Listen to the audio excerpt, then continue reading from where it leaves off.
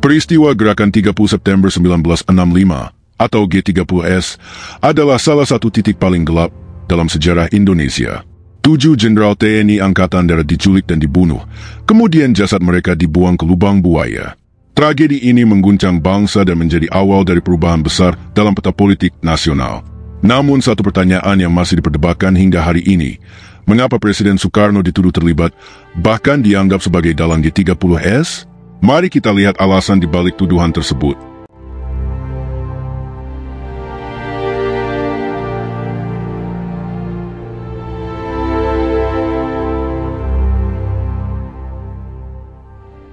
Satu, kedekatan Soekarno dengan PKI. Soekarno bukan seorang komunis, tetapi ia bersahabat secara politik dengan PKI. Sikap ini bukan lahir dari kesamaan ideologi, melainkan dari perhitungan politik yang cermat. Dalam pidato dan tulisannya, Soekarno menyebut dirinya sebagai seorang nasionalis revolusioner yang ingin menjadikan Indonesia berdiri di atas kaki sendiri, bebas dari campur tangan kekuatan asing, terutama Barat. Pada saat itu, PKI adalah partai dengan basis massa yang sangat besar, terutama di kalangan buruh, petani, dan intelektual kiri. Mereka sangat vokal dalam mendukung agenda revolusioner Soekarno, seperti anti-imperialisme, pembebasan Irian Barat, hingga konfrontasi dengan Malaysia. Dengan kekuatan massa itu, PKI menjadi sekutu politik penting bagi Soekarno untuk menyeimbangi dominasi militer dan kelompok kanan. Soekarno kemudian memformulasikan konsep Nasakom, singkatan dari nasionalisme, agama, dan komunisme, sebagai solusi politik khas Indonesia. Baginya, ini adalah cara untuk mencegah konflik horizontal dan menjaga stabilitas negara. Ia percaya bahwa semua kekuatan besar bangsa harus diakomodasi, agar Indonesia tidak pecah akibat konflik ideologi. Namun, realitanya tidak sederhana itu. Satu, PKI dalam struktur negara. Seiring waktu, pengaruh PKI meluas secara signifikan. Mereka memiliki organisasi sayap di hampir semua lini: Gerwani, perempuan, pemuda rakyat, Sobsi, buruh, BTI, tani, dan Lekra, seni budaya. Melalui organisasi-organisasi ini, PKI masuk ke desa-desa, pabrik, kampus, hingga kesenian dan media. Bahkan dalam tubuh militer, muncul biro khusus PKI yang bergerak secara diam-diam, menyusup ke beberapa lapisan angkatan bersenjata. Ini menimbulkan keresahan besar di kalangan perwira Angkatan Darat yang cenderung anti-komunis sejak awal. Mereka melihat pengaruh PKI yang makin dalam sebagai ancaman langsung terhadap struktur kekuasaan mereka. 2. Respons kalangan Islam dan militer. Di sisi lain, kelompok Islam seperti Masyumi, NU, sebelum pecah, dan Muhammadiyah sebagian besar menentang Nasakom. Mereka merasa dihianati karena Soekarno justru merangkul PKI yang terang-terangan anti-agama. Bagi banyak tokoh Islam, kedekatan Soekarno dengan PKI dianggap mengabaikan perasaan umat Islam yang dulu ikut memperjuangkan kemerdekaan. Keresahan ini juga hidup di tubuh TNI, khususnya Angkatan Darat. Sejak awal, banyak jenderal melihat PKI bukan sekadar partai politik, tetapi ancaman ideologis dan strategis. Mereka khawatir akan terjadi pengkomunisan Indonesia, seperti yang dialami negara-negara lain pasca Perang Dunia Kedua. 3. Soekarno menolak membubarkan PKI. Meski tekanan datang dari berbagai pihak, Soekarno berulang kali menolak membubarkan PKI. Bahkan ketika mereka melakukan agitasi dan propaganda terbuka, seperti dalam kampanye Ganyang kaum borjuis atau pengambil alihan tanah oleh petani PKI, Soekarno tetap bersikap sebagai pelindung semua golongan. Sikap ini membuat sebagian kalangan percaya bahwa Soekarno bermain api dengan PKI, atau paling tidak telah memberi mereka terlalu banyak ruang, hingga akhirnya memicu konflik terbuka. Ketika G30S meledak, banyak yang dengan cepat menarik kesimpulan, Soekarno pasti tahu atau setidaknya membiarkannya terjadi. Kedekatan Soekarno dengan PKI adalah bagian dari strategi besar mempertahankan kekuasaan dan menjaga stabilitas negara di tengah pertarungan ideologi dunia. Namun dalam praktiknya, aliansi ini menjadi bumerang. Ia kehilangan kepercayaan dari militer, umat Islam, dan banyak golongan nasionalis lainnya. Maka tak heran jika dalam situasi pasca G30S yang penuh ketegangan, Soekarno dituduh bukan hanya bersekutu, tetapi juga turut bertanggung jawab atas tragedi nasional itu. Apakah tuduhan itu adil? Sejarah belum selesai menjawabnya. 2. Ketidaktegasan Soekarno setelah G30S. Peristiwa G30S 1965 meledak secara tiba-tiba. 7 jenderal TNI ada dibunuh dan dibuang ke lubang buaya. Pada pagi 1 Oktober, Rakyat dikejutkan oleh siaran radio yang mengabarkan bahwa sebuah dewan revolusi telah mengambil alih pemerintahan. Dalam situasi yang tegang itu, Soekarno tidak segera muncul dengan sikap tegas yang jelas. Sebagai presiden dan panglima tertinggi saat itu, publik dan elit politik menanti keputusan keras. Siapa pelaku, apa hukumnya, dan bagaimana negara mengatasi kekacauan. Tapi Soekarno mengambil jalan yang berbeda. Ia bersikap hati-hati, bahkan bisa dibilang terlalu tenang untuk sebuah krisis berdarah.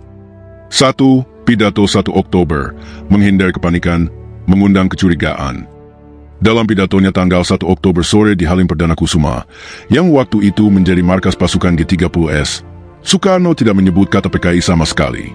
Ia menyerukan agar rakyat tetap tenang, menjaga persatuan, dan tidak terburu-buru menyalahkan pihak manapun.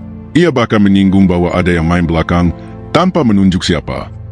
Bagi sebagian kalangan, terutama Angkatan Darat, ini seperti bentuk pembelaan diam-diam terhadap PKI.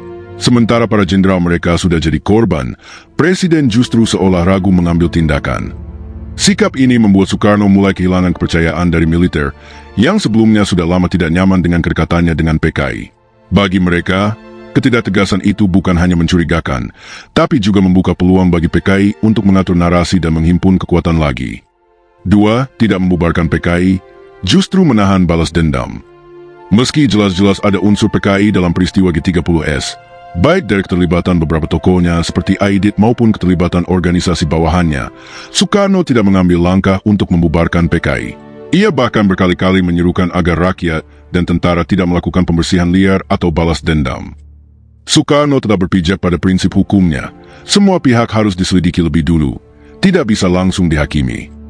Masalahnya, di tengah trauma nasional dan kemarahan besar, sikap legalistik semacam ini justru dianggap tidak sensitif dan tidak sesuai dengan keadaan darurat. Situasi sudah berubah jadi krisis terbuka, sementara Soekarno masih bersikukuh pada prinsip stabilitas dan harmoni politik ala Nasakom. 3. Memberi ruang kepada Soeharto, tapi tidak melepas kendali.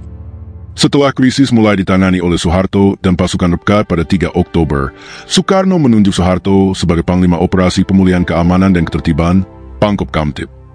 Ini tampak seperti bentuk kepercayaan, tetapi dalam praktiknya, Soekarno tidak benar-benar menyerahkan kendali. Ia masih berusaha menjaga keseimbangan politik, tidak mengutuk PKI, tidak langsung memberhentikan para menterinya yang pro-komunis, tapi juga tidak menentang aksi militer sepenuhnya. Namun ini adalah jalan yang rapuh. Dalam politik krisis, ambiguitas justru bisa dianggap kelemahan. Soeharto dan Angkatan Darat melihat momen ini sebagai peluang untuk menggeser kekuasaan, dan ketidaktegasan Soekarno memberi mereka ruang untuk memobilisasi kekuatan dan membangun legitimasi di mata publik. 4. Akhir dari keseimbangan. Upaya Soekarno untuk tetap menjadi penengah dan menjaga Nasakom runtuh dengan cepat.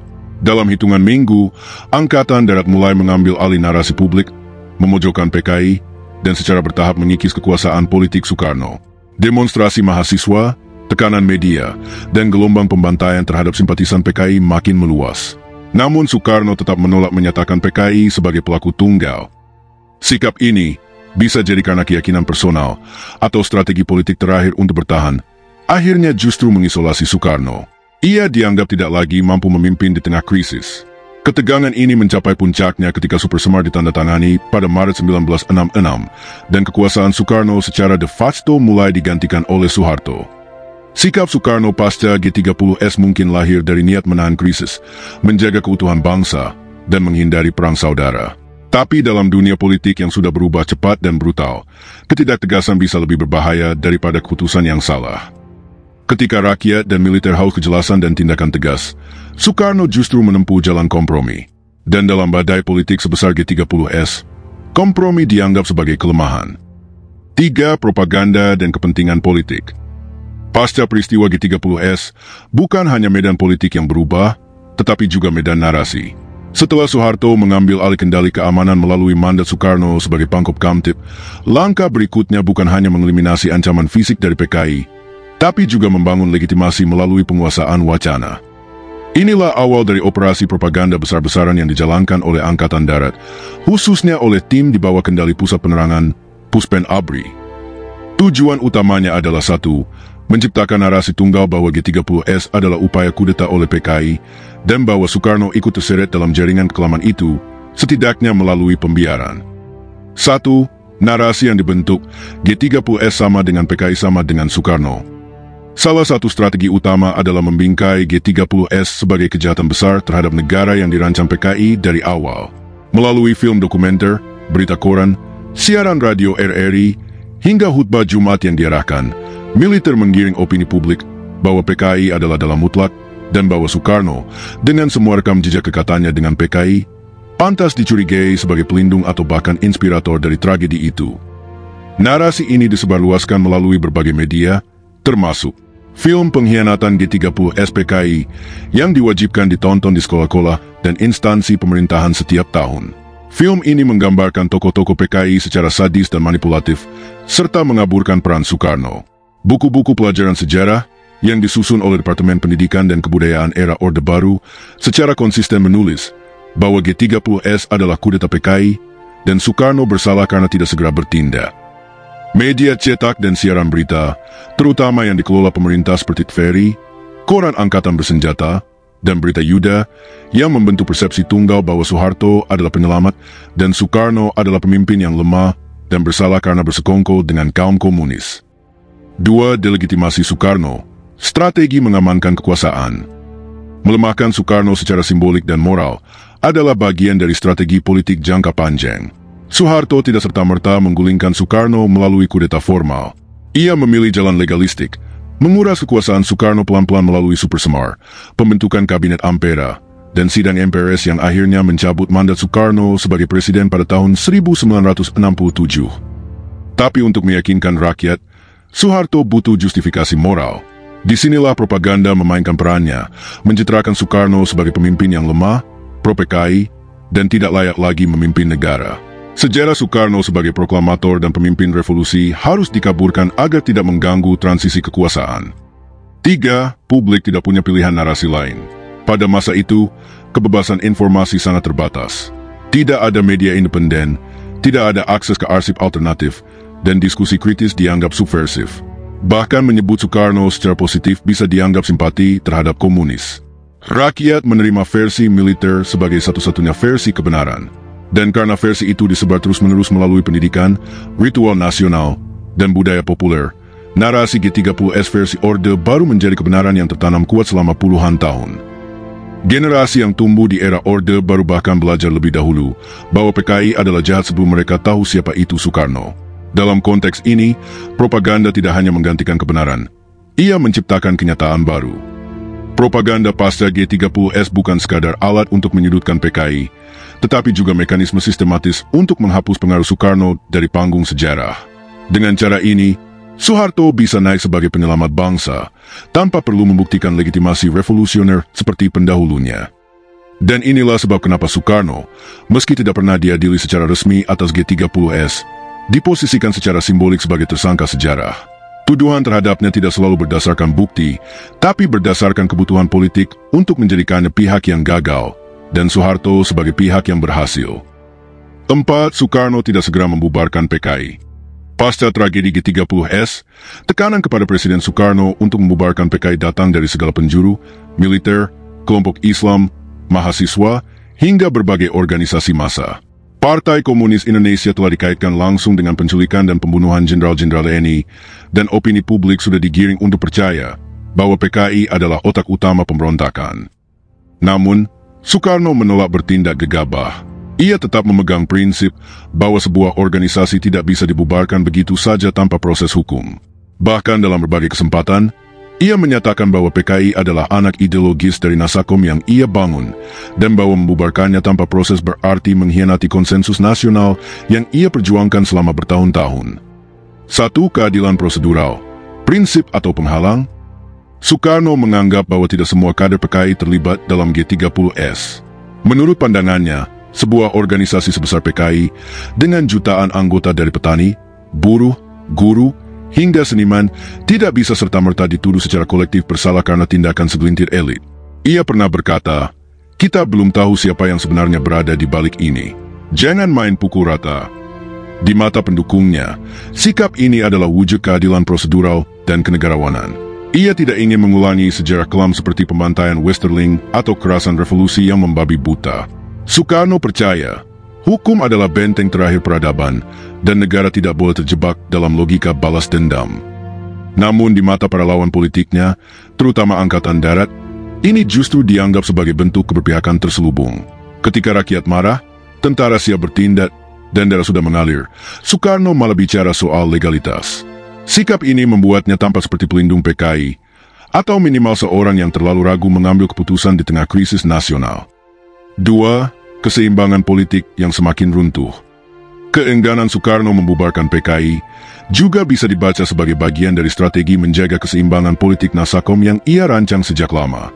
Dalam kerangka ini, PKI mewakili pilar komunis dari Gabungan Nasionalis Agamis Komunis, atau Nasakom. Bagi Soekarno, membubarkan PKI berarti merobohkan satu kaki bangunan ideologi nasional yang ia perjuangkan sejak dekret Presiden tahun 1959. Tapi realitas di lapangan sudah berubah. Setelah G30S, ketegangan sosial membesar. Pembunuhan massal terhadap orang-orang yang dicurigai sebagai simpatisan PKI mulai terjadi di berbagai daerah, terutama di Jawa, Bali, dan Sumatera. Ribuan orang ditangkap, disiksa, bahkan dibunuh tanpa proses hukum. Soekarno, yang ingin menjaga stabilitas, justru mulai kehilangan kendali. Upayanya untuk tetap menjaga imbang justru mempercepat keruntuhan otoritasnya. Sikap diamnya terhadap pembantaian sipil dan tetap tidak membubarkan PKI semakin membuat publik dan militer berbalik arah. Ia dianggap tidak lagi sejalan dengan aspirasi rakyat. 3. Antara idealisme dan keputusan politik. Sikap Soekarno ini kemudian menjadi salah satu titik sentral dalam debat sejarah yang terus berlangsung hingga hari ini. Ada dua sudut pandang besar. 1. Soekarno sebagai negarawan idealis, yang teguh pada prinsip keadilan dan menolak tekanan massa atau militer yang menuntut keputusan cepat. Ia lebih memilih mempertahankan keutuhan bangsa dan mencegah perang saudara. 2. Soekarno sebagai pemimpin yang gagal membaca realitas politik, terjebak pada skema Nasakom yang sudah tidak relevan, dan terlalu keras kepala untuk mengakui bahwa salah satu sekutunya, PKI, telah keluar dari jalur. Keduanya sama-sama valid tergantung dari kacamata mana kita melihat. Tapi dalam dinamika politik tahun 1965 hingga 1966, politik bukan hanya soal prinsip, tapi juga momentum. Dan Soekarno kehilangan keduanya. Keputusan Soekarno untuk tidak segera membubarkan PKI adalah pertaruhan besar yang berujung pada kemunduran kekuasaannya. Ia berdiri di persimpangan antara keadilan dan kekuasaan dan memilih jalan yang lebih lambat, lebih prosedural. Tapi zaman sedang bergerak cepat dan sejarah tidak menunggu. Dalam mata sejarah resmi Orde Baru, ini menjadi bukti kompromi Soekarno terhadap komunis. Dalam pandangan yang lebih adil, mungkin ini adalah satu dari sedikit momen ketika seorang presiden memilih tetap manusiawi di tengah tekanan untuk menjadi diktator. 5. Penilaian sejarawan, tidak ada bukti langsung. Meski selama Orde Baru Soekarno dicitrakan sebagai sosok yang bersekutu dengan PKI, sebagian besar sejarawan independen dan peneliti sejarah kontemporer menyatakan bahwa tuduhan tersebut tidak didukung bukti langsung yang kredibel. Narasi tentang keterlibatan Soekarno dalam G30S lebih merupakan produk politik dan propaganda, ketimbang hasil investigasi objektif. 1. Ketiadaan bukti forensik dan dokumenter. Beberapa sejarawan terkemuka seperti Benedict Anderson dan Ruth McVeigh, penulis The Cornell Paper, bahkan sejak awal berargumen bahwa G30S adalah peristiwa yang sangat kompleks dan tidak bisa disederhanakan sebagai upaya kudeta murni oleh PKI, apalagi diserahkan secara langsung pada Soekarno. Dalam studi mereka dan penelitian sejarawan lain seperti John Rosa, Pretis Formas Murder, disimpulkan bahwa tidak ada dokumen resmi, memo internal, atau rekaman perintah yang menunjukkan Soekarno memerintahkan atau merestui penculikan para jenderal. Tuduhan terhadap Soekarno berasal dari tafsir politis atas sikapnya yang ambigu, tidak langsung mengutuk PKI, tidak segera membubarkan mereka, serta tetap menyerukan stabilitas nasional daripada tindakan represif.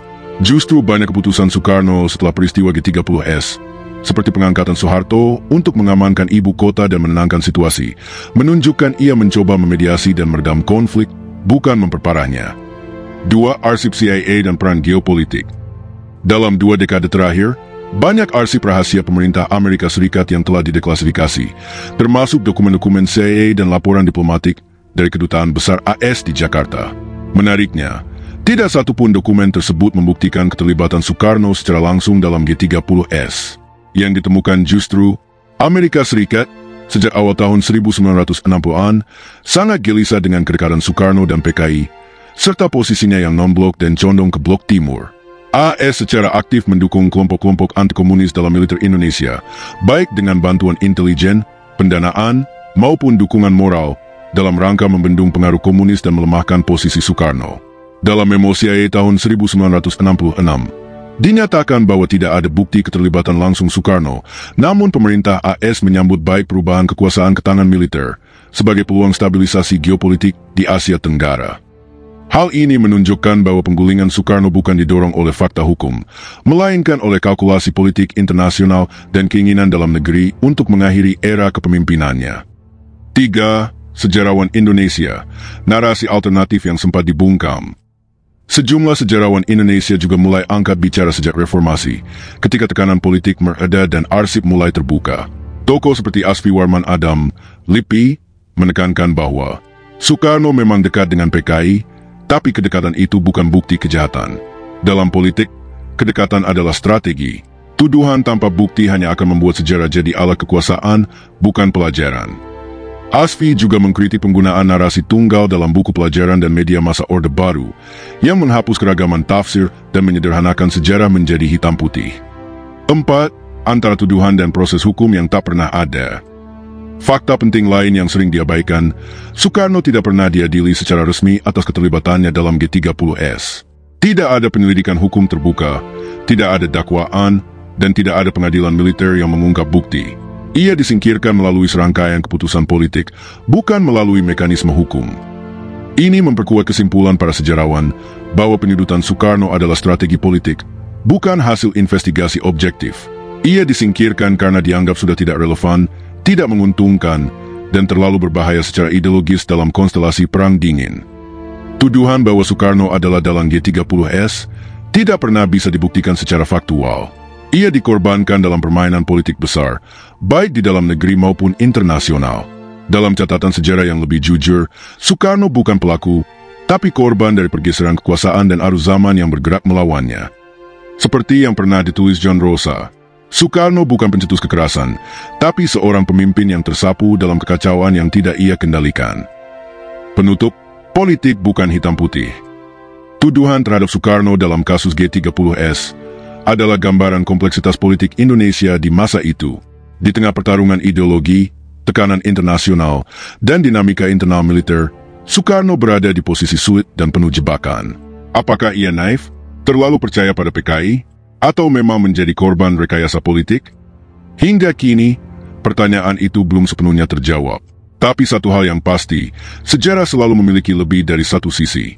Dan penting bagi generasi muda untuk melihatnya dengan kepala dingin, hati jernih, dan kemauan untuk menggali lebih dalam, bukan hanya menerima narasi yang diwariskan begitu saja. Bagaimana pendapatmu? Tulis di komentar. Jangan lupa like, subscribe, dan nyalakan bel notifikasi untuk konten sejarah lainnya. Sampai jumpa di video berikutnya.